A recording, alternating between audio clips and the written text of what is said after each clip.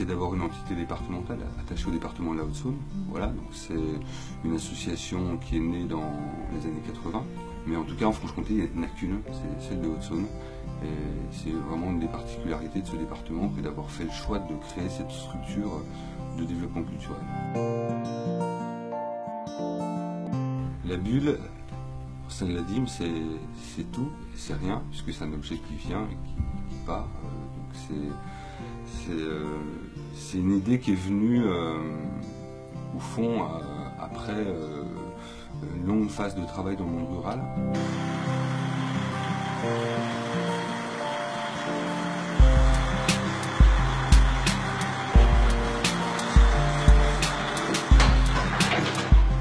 Oui, avec les communautés de communes, puisqu'on a cette ambition, voilà, cette envie de dire voilà, la culture, ça fait partie d'un projet de développement local et c'est un élément social important. On a commencé depuis très longtemps à développer des projets avec des artistes associés de différentes natures, mais il nous manquait un truc, il nous manquait une espèce d'objet magique.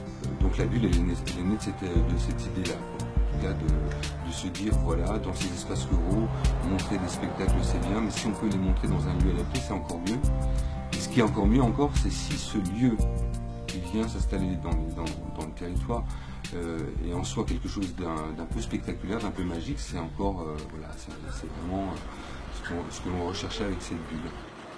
C'est un objet particulier, c'est une technique de construction particulière, donc l'installation demande un certain nombre de compétences, donc c'est vrai qu'on a autour de la bulle une équipe de techniciens, de régisseurs, qui ont d'ailleurs participé, c'est l'équipe qui au fond a construit cet équipement, qui l'a pensé avec l'architecte Hans-Walter Müller. Je m'appelle Benoît Collardel, je suis scénographe, concepteur d'éclairage. En fait, j'ai créé l'association Cinéacte en 2000. Et en fait, c'était le démarrage de cette association qui a réuni au fur et à mesure pas mal de monde, scénographes, metteurs en scène, techniciens.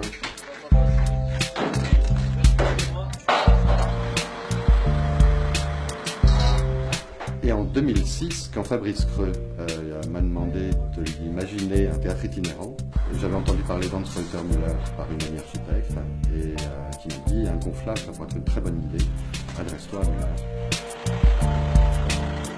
Donc je lui ai écrit, je lui ai demandé si ça l'intéresserait. Il m'a répondu immédiatement que oui, que le théâtre le passionnait.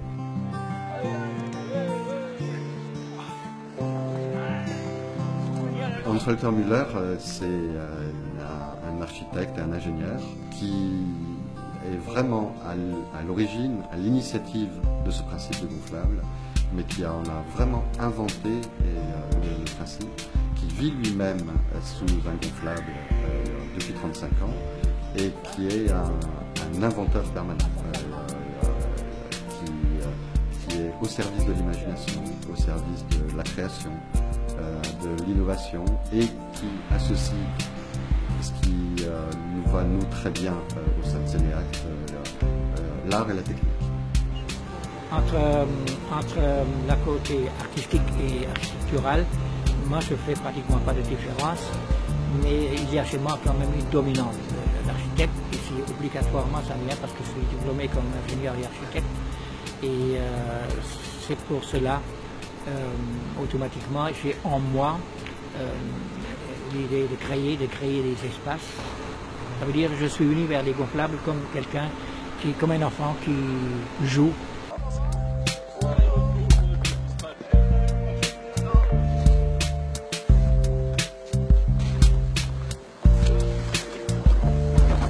Que ce soit plus léger, ouais, on peut l'aspirer. Il faut que cette bulle soit prise en main, soit dorlotée, entre guillemets, soit montée, voilà, installée dans de bonnes conditions, en respectant ce qu'elle est, son fonctionnement. C'est aussi quelque chose qui participe un petit peu voilà, à sa magie. Le montage est un peu singulier. On voit s'affairer pendant un certain nombre de jours des gens qui plantent des piquets, qui cherchent le meilleur espace possible sur une place. Ensuite, on déploie cette toile qui sort du semi-remorque. On voit des portes comme ça, des objets un peu particuliers en aluminium, de forme un peu, voilà, un peu étrange.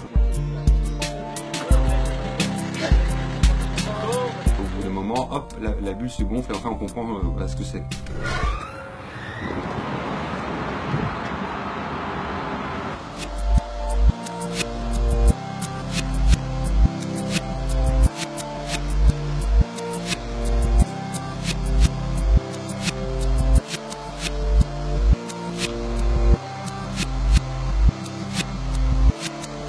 C'est une architecture en mouvement. Alors, c'est une architecture cinétique. Ça veut dire que je suis pleinement dedans, totalement dedans, seulement l'apparence n'est plus le tableau qui bouge dans le musée accroché à un mur, ça devient une globalité extraordinaire. Voilà. Et c'est pour ça que je considère l'art cinétique, le gonflable, c'est l'architecture cinétique, c'est de l'art cinétique.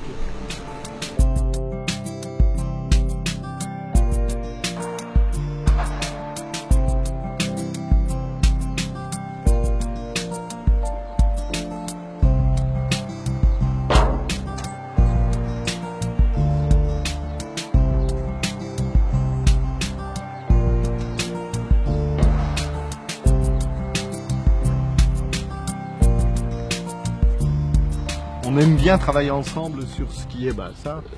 C'est vrai que c'est un espace où tu peux projeter l'imaginaire beaucoup plus facilement que dans n'importe quel autre espace, puisque les autres on les connaît alors que la bulle on ne connaît pas. Et c'était magique pour nous parce que on l'a construite, c'était un prototype, on ne savait pas du tout ce que ça allait donner.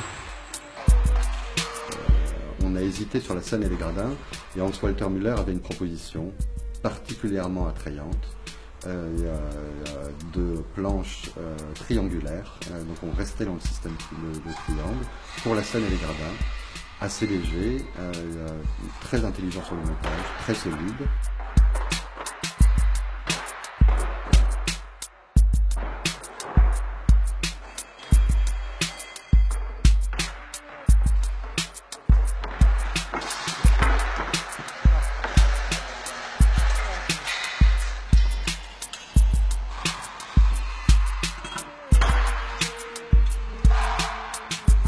On avait pensé à construire une structure de bateau avec deux mâts de bateau. Au lieu de le faire en bois et dans une structure carrée, il a retravaillé sur l'idée du triangle et d'avoir une structure autoportée puisqu'on ne peut rien accrocher à la bulle, bien évidemment.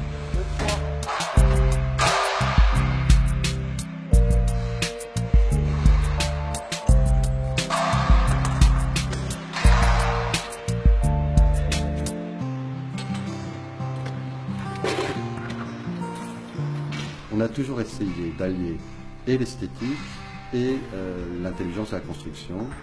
En plus, ça nous permettait d'avoir du matériel très léger, des projecteurs particulièrement légers, donc d'avoir un grill qui lui-même très léger et qui pouvait supporter le poids de ces projecteurs qui pèsent à peu près 900 grammes chacun. Donc on a construit 60 projecteurs de 50 watts environ et avec un système numérique de contrôle de chacun de ces projecteurs multiplié par 4 couleurs par projecteur.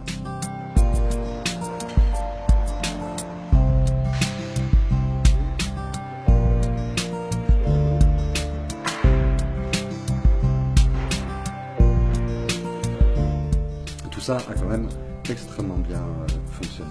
Et je pense que c'est pour ça qu'on est arrivé à un résultat très satisfaisant.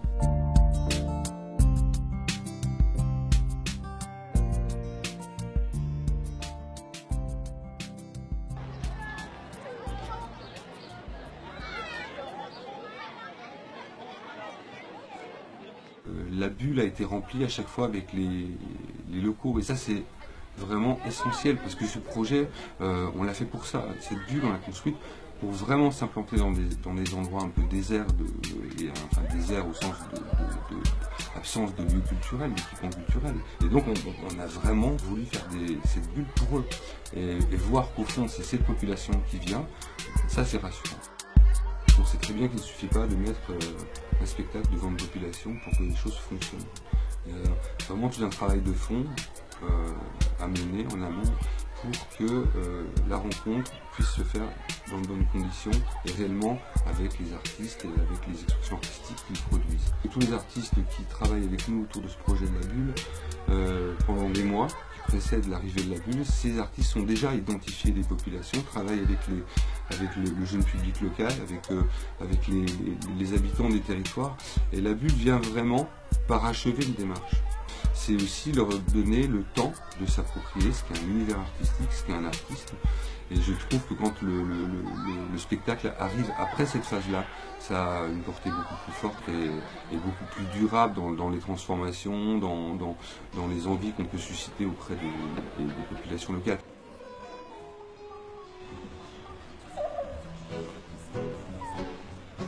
Si on a la conscience que l'éphémère c'est le moment vécu, à ce moment-là, l'éphémère prend une envergure extraordinaire.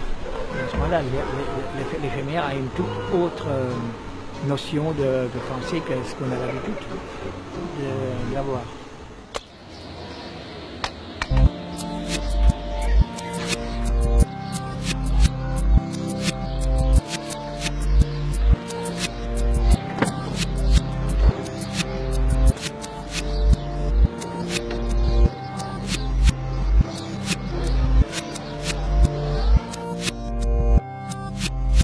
La force de la culture aussi, c'est d'être parfois aussi dans cette sensation de l'éphémère. Un spectacle, c'est une sensation éphémère.